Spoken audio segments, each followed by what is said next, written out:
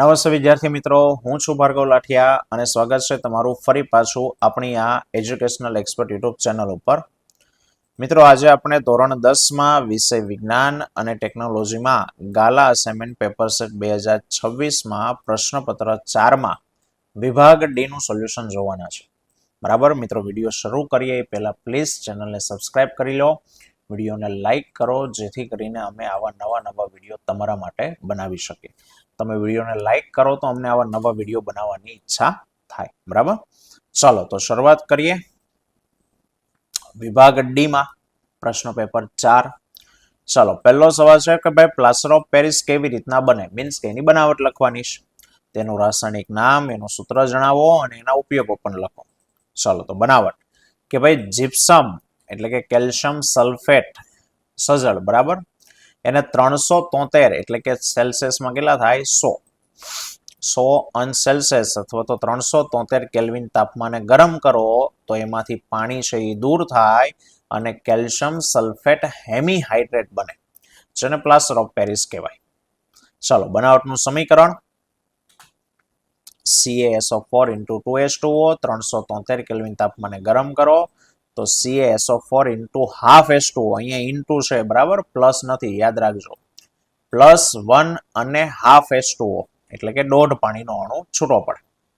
અથવા કરીને અહીંયા મિત્રો કાઉન્સ ઊંધા થઈ ગયા છે, બરાબર, 2CaSO4 × 2H2O એટલે અહીંયા કાઉન્સ કરવાનો છે આ રીતનો.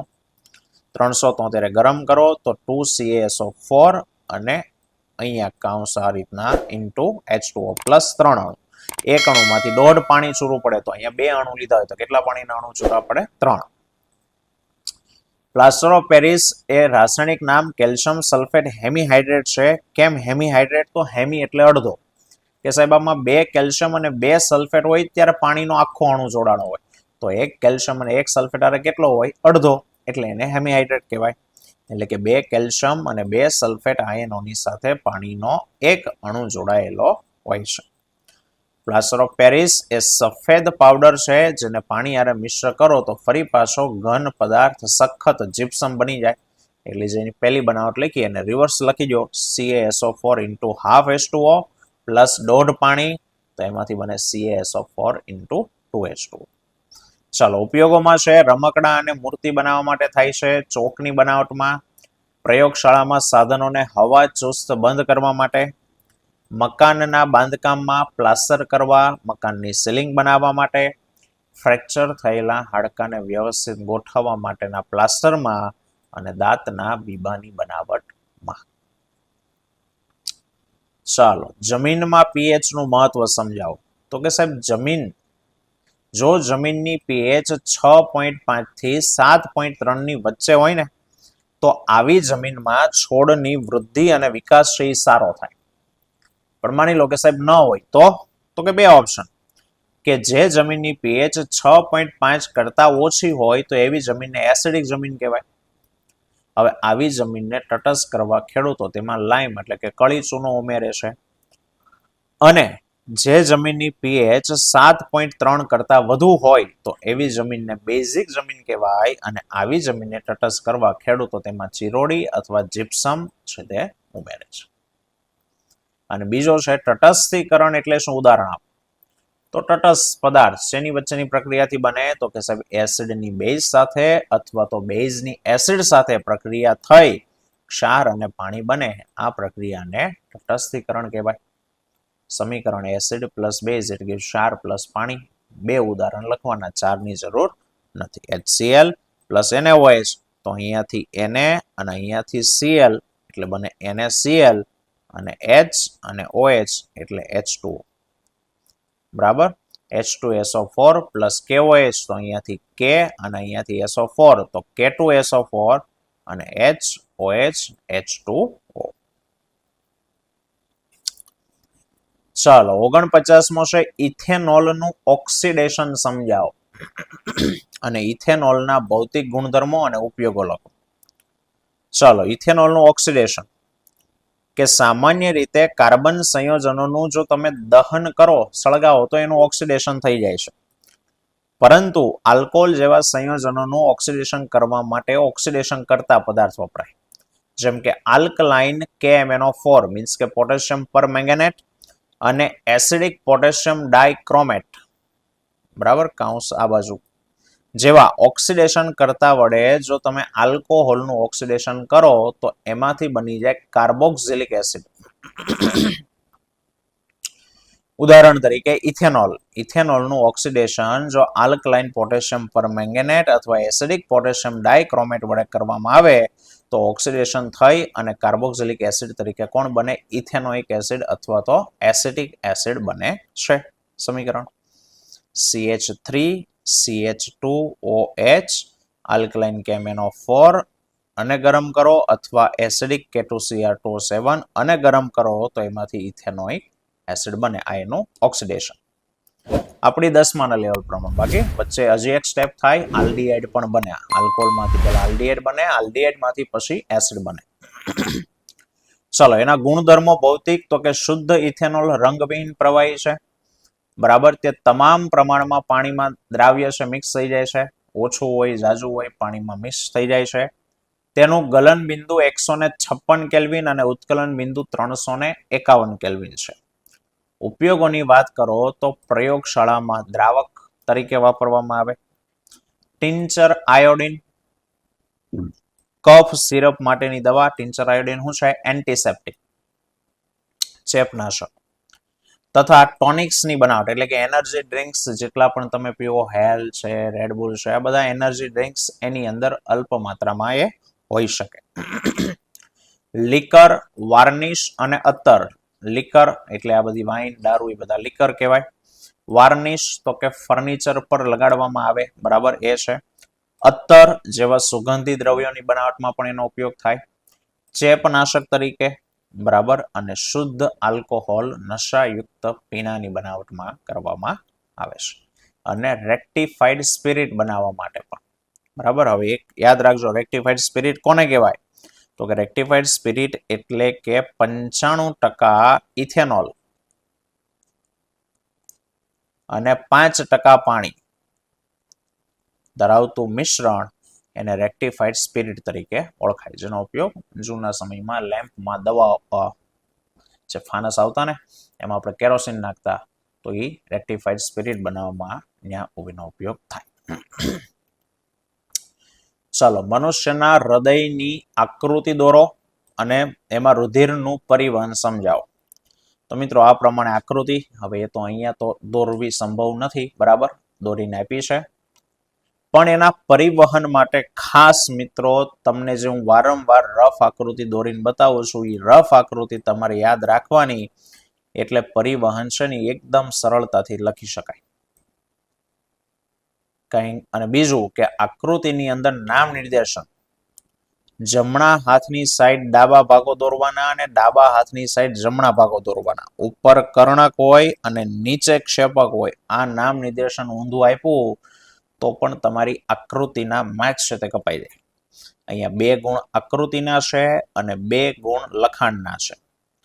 ચાલો, કાર્ય પદ્ધતિ માટે આ પ્રમાણે રફ આકૃતિમાં કામ કરી દેવાનું. સાહેબ, આવડું આ ખાનું એ ડાબું કર્ણક છે, નીચે વાળું ડાબું ક્ષેપક, આ ઉપર વાળું જમણું કર્ણક અને આવડું આ નીચેનું જમણું ક્ષેપક. રેડી? ચાલો, હવે રુધિર ક્યાંથી આવે તો કે એના માટે અંગ દોરી દઈએ આપણે જુદા જુદા. ચાલો, માની લો કે આ ફેફસા છે અને આ શરીરનું કોઈ બીજું અંગ છે.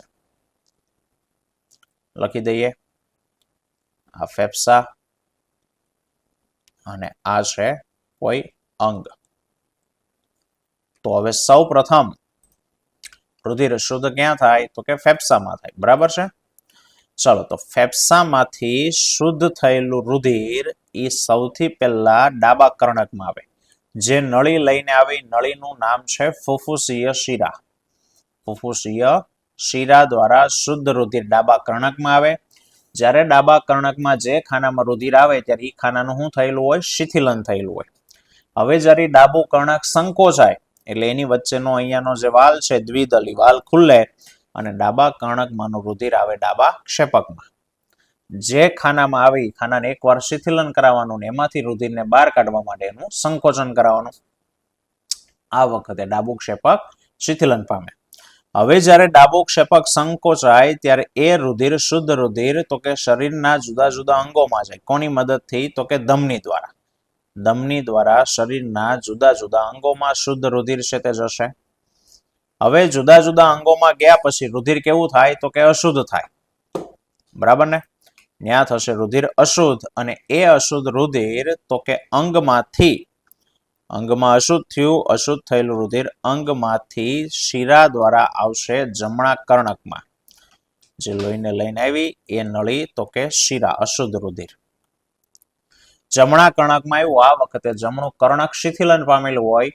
હવે જ્યારે જમણું કર્ણક સંકોચાય ત્યારે રુધિર વચ્ચેનો ત્રિદલ વાલ્વને ખોલી અને જમણા ક્ષેપકમાં આવે ત્યારે જમણું ક્ષેપક શિથિલન પામશે. હવે જ્યારે જમણું ક્ષેપક સંકોચાશે ત્યારે રુધિર તો કે ફુફ્ફુસીય ધમની દ્વારા શુદ્ધ થવા માટે ફેફસામાં છે તે જશે. બરાબર? તો આવડી આ નળી એ ફુફ્ફુસીય ધમની. આ રફ આકૃતિ તમારે યાદ રાખવાની, એટલે તમારી કાર્ય પદ્ધતિ ક્યારેય ખોટી પડશે નહીં. ચાલો, જો અહીંયા લખેલું છે. ઓકે, ચાલો 51મો છે મનુષ્યમાં મૂત્ર નિર્માણની ક્રિયાના 2 તબક્કા સમજાવો. આકૃતિને એવું કઈ દોરવાનું નથી કીધું, ખાલી કાર્ય પદ્ધતિ. પણ મિત્રો 4 માર્ક્સની કાર્ય પદ્ધતિ ના હોય એટલે આપણે આકૃતિ દોરી દીધી છે. મૂત્ર નિર્માણની ક્રિયા 2 તબક્કામાં થાય. બરાબર? તબક્કાના નામ આપણને આપેલા નથી, પણ હકીકત 2 તબક્કા છે. પહેલો તબક્કો છે ગાળણ. રુધિર બાહુમીની કોથળીમાં ગળાય તે. અને બીજો તબક્કો છે પુનઃ શોષણ. આ 2 તબક્કામાં મૂત્રનું નિર્માણ થાય. ચલો, કેવી રીતના? તો કે સૌથી પહેલા મૂત્ર નિર્માણનો મુખ્ય હેતુ શું છે? તો કે રુધિરમાંથી ઉત્સર્ગ દ્રવ્યોને ગાળી અને એને અલગ કરવા. આપણું લોહી, એમાં નકામા દ્રવ્યો ભળ્યા છે તો એમાંથી એને ગાળી લેવાનું અને મૂત્ર નિર્માણ કરવો, એ એનો મુખ્ય હેતુ છે. મૂત્રપિંડ આ કાર્ય કરે છે. મૂત્રપિંડ એમાં રુધિરમાંથી નાઇટ્રોજન યુક્ત ઉત્સર્ગ દ્રવ્યો જેવા કે યુરિયા છે, યુરિક એસિડ છે વગેરેને દૂર કરે છે, અને મૂત્રપિંડ નલિકા દ્વારા મૂત્રનું નિર્માણ થાય. ચલો, કેવી રીતના? તો કે અહીંયા આકૃતિમાં આવડી આ કોથળી અને બાઉમેનની કોથળી કહેવાય. કે સૌ પ્રથમ બાઉમેનની કોથળીમાં રુધિર છે એ ગળાય. એટલે આપણે જેમ પાણીને ગવણીથી ગાળીએ એ ટાઈપનું નહીં. એમાં આપણે ગાળીએ તો અશુદ્ધિ ગવણીમાં રહે ને નીચે ગાળણ આવ્યું એમાં પાણી છે શુદ્ધ. પણ અહીંયા ઊંધું છે કે બાઉમેનની કોથળીમાં રુધિરને ગાળવા માટેની નળી આવી છે. એ નળીમાંથી જ્યારે રુધિર પસાર થતું હોય ત્યારે દબાણના તફાવતને કારણે એમાંથી ઉત્સર્ગ દ્રવ્યો છૂટા પડી અને બાઉમેનની કોથળીમાં આવે. રુધિર નળીમાં જ રહેશે. રેડી? તો બાઉમેનની કોથળીમાં રુધિર ગળાય છે અને ઉત્પન્ન થયેલું જે ગાળણ છે એ ગાળણ બાઉમેનની કોથળીમાં ઠલવાય. હવે આ જે ગાળણ આવ્યું એ પ્રારંભિક ગાળણ, એ ગાળણમાં ગ્લુકોઝ છે, એમિનો એસિડ છે, ક્ષાર અને વધુ માત્રામાં પાણી રહેલું છે. હવે એ ગાળણ જેમ જેમ અહીંયા આકૃતિમાં તમને આ પીળી નળી દેખાય છે, એ ગાળણ આ પીળી નળીમાંથી જેમ જેમ એટલે મૂત્રપિંડ નલિકા છે એમાંથી પસાર થશે તેમ તેમ તેમાં રહેલા પદાર્થોનું પસંદગીશીલ પુનઃ શોષણ થશે. અહીંયા સુધી આવી જશે ત્યાં સુધી એમાં જે પદાર્થો શરીરને કામના છે એનું પસંદગીશીલ પુનઃ શોષણ. એટલે સાહેબ જેની જરૂર હશે એ જ વસ્તુ શોષાશે. ઉદાહરણ તરીકે સાહેબ પાણીના શોષણનો આધાર. આ ગાળણ આવ્યું, એ ગાળણમાં પાણી છે, પાણી છે બેમાંથી પાછું કેટલું શોષાય એનો આધાર તો કે શરીરમાં કેટલું પાણી છે અને ઉત્સર્જિત કરાતા નકામા દ્રવ્યો કેટલા છે એની ઉપર રહેલો હોય. આ રીતે મૂત્ર નિર્માણ થાય. સાહેબ આધાર કેવી રીતના છે એક ઉદાહરણથી સમજાવું, લખવાનું નથી આપણે. માની લો કે ઉનાળાનો સમય છે. ઉનાળાના શરીરમાં પાણીની અછત હોય, શરીરમાં પાણીનું પ્રમાણ ઓછું હોય, તો જ્યારે અહીંયા બાઉમેનની કોથળીમાં રુધિર ગળાય અને જે ગાળણ આવ્યું એ ગાળણ જેમ જેમ આગળ જશે એમ મૂત્રપિંડ નલિકા એમાંથી પાણી વધારે પડતું શોષી લે. કારણ કે ત્યારે શરીરમાં પાણી ઓછું છે. બરાબર? અને એટલે ઉનાળામાં તમે ખાસ કરીને જો યુરિન જે છે આપણું એ પીળા રંગનું આવે. કેમ? તો કે એમાં ઉત્સર્ગ દ્રવ્યો ઝાઝા છે ને પાણી ઓછું છે. જ્યારે ચોમાસાના સમયમાં કે શિયાળાના સમયમાં તમે જુઓ તો ત્યારે શરીરમાં પાણીનું પ્રમાણ વધારે છે. તો આ વખતે અહીંયા જે ગાળણમાં જે પાણી આવ્યું છે પાણી જેમ જેમ આગળ જશે તો ત્યાં પાણીનું શોષણ ઓછું થશે. કેમ? તો કે શરીરમાં પહેલેથી જ જાજુ છે અને એટલે અહીંયા શિયાળામાં કે ચોમાસામાં આપણું જે યુરિન છે એ પાણી જેવું જ આવે, કારણ કે એમાં પાણીનું પ્રમાણ વધારે છે. ઓકે, ચાલો એના પછીનો છે છેલ્લી પાટલી પર બેઠેલા વિદ્યાર્થીને બ્લેકબોર્ડ પરનું લખાણ વાંચવામાં તકલીફ પડે છે, તો આ વિદ્યાર્થી કઈ ખામીથી પીડાતો હશે અને તેનું નિવારણ સમજાવો. તો પેલા લખવાનું કે આ વિદ્યાર્થી લઘુ દ્રષ્ટિની ખામીથી પીડાતો હશે. હવે એની વ્યાખ્યા લખો કે આંખની જે ખામીમાં વ્યક્તિને નજીકની વસ્તુ સ્પષ્ટ દેખાય પરંતુ દૂરનું અસ્પષ્ટ દેખાય તો એને કહેવાય લઘુ દ્રષ્ટિ. આ ખામીમાં જે આંખનું દૂર બિંદુ કે જે અનંત અંતરે હોવું જોઈએ ત્યાંથી ખસી અને નજીક આવી જાય, અને નજીક આવી જાય એટલે થોડા મીટર દૂર સુધીનું દેખાય. જેમ કે આકૃતિ નંબર 1, નોર્મલ આંખ, જે જગ્યાએ નથી દેખાતું ત્યાંથી આકૃતિમાં કિરણો દોરવાના. બરાબર, નોર્મલ આંખ જ છે, નજીક દૂર બે દેખાશે, પણ ખામી વાળી હશે લઘુ દ્રષ્ટિ તો કયું નથી દેખાવાનું? દૂરનું. તો જો દૂરથી કિરણો લીધા ત્રણેય આકૃતિમાં, આ દૂરના કિરણો આંખના લેન્સ દ્વારા વક્રીભવન પામી અને અહીંયા રેટિના ઉપર ભેગા થાય એટલે આમાં દેખાય છે. પણ અહીંયા ખામી વાળી જેમાં દૂર બિંદુ અનંત અંતરે હોય ત્યાંથી ખસીને અહીંયા નજીક આવી ગયું. હવે અહીંથી આગળનું આ સાઈડનું બધું દેખાશે તો આપણે ત્યાંથી કિરણો લાવવાના. સોરી, અહીંથી આગળનું છે એ બધું નથી દેખાવાનું, આ સાઈડનું બધું દેખાશે. જે દેખાય એ નથી દોરવાનું. એટલે અહીંયા જે તમને હળંગ લાઈન આપી છે, સળંગ લાઈન, એ આકૃતિમાં દોરવાનું નથી. જે તૂટક લાઈન વાળું આપ્યું ને એને જ આપણે સળંગ બનાવી દેવાની. એટલે દૂરથી આવતા કિરણો, આંખનો લેન્સ છે એ જાડો રહે, જાડો લેન્સ હોય તો વક્રીભવન વધુ થાય એટલે કિરણો રેટિના ઉપર ભેગા થવાના બદલે આગળ ભેગા થઈ જાય, એટલે આ ખામી વાળી આંખ. રેડી? થોડા મીટર દૂર સુધીની જ વસ્તુ જોઈ શકે છે, વધારે દૂર દેખાતું નથી. આ ખામીમાં લેન્સ જાડો છે એટલે વધારે વક્રીભવન થઈ અને કિરણો રેટિના પર રચવાના બદલે આગળના ભાગે રચે. ચલો સાહેબ, આ ખામી થવાનું કારણ શું? કારણ એ છે કે આંખના લેન્સની વક્રતા એટલે કે જાડાઈ વધારે હોવાથી અથવા તો લેન્સની કેન્દ્ર લંબાઈ ઓછી હોવાથી આ ખામી ઉદ્ભવે છે. અને બીજું છે આંખનો ડોળો લાંબો થવાથી પણ આ ખામી ઉત્પન્ન થાય છે. ખામીનું નિવારણ, તો આ ખામીના નિવારણ માટે યોગ્ય કેન્દ્ર લંબાઈ વાળા અંતર્ગોળ લેન્સના ચશ્મા પહેરવા પડે. અંતર્ગોળ લેન્સના ચશ્મા પહેરી ગયો તો દૂરથી આવતા કિરણો વક્રીભવન થઈને દૂર જશે, ફરી પાછા વક્રીભવન થઈ અને રેટિના ઉપર આવી જશે. ચાલો, અને 53મો છે કે ભાઈ વિદ્યુત પ્રવાહ ધારિત સુરેખ તારની પાસે હોકા યંત્ર મૂક્યું છે. બરાબર, તારમાંથી પ્રવાહ પસાર થાય છે, એની બાજુમાં તમારા જેવું યંત્ર મૂકેલું છે, હોકા જેવું યંત્ર એટલે હોકા યંત્ર.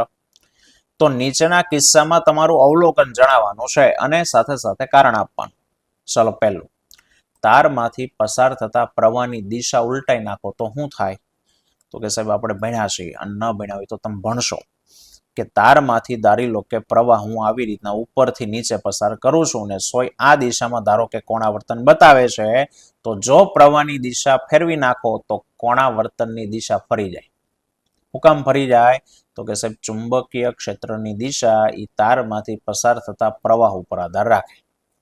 બરાબર, જો લખ્યું છે પહેલાનું કારણ, હોકા યંત્રની સોયનું કોણાવર્તન બદલાશે કારણ કે પ્રવાહને લીધે ઉદ્ભવતા ચુંબકીય ક્ષેત્રની દિશા એ પ્રવાહની દિશા ઉપર આધાર રાખે.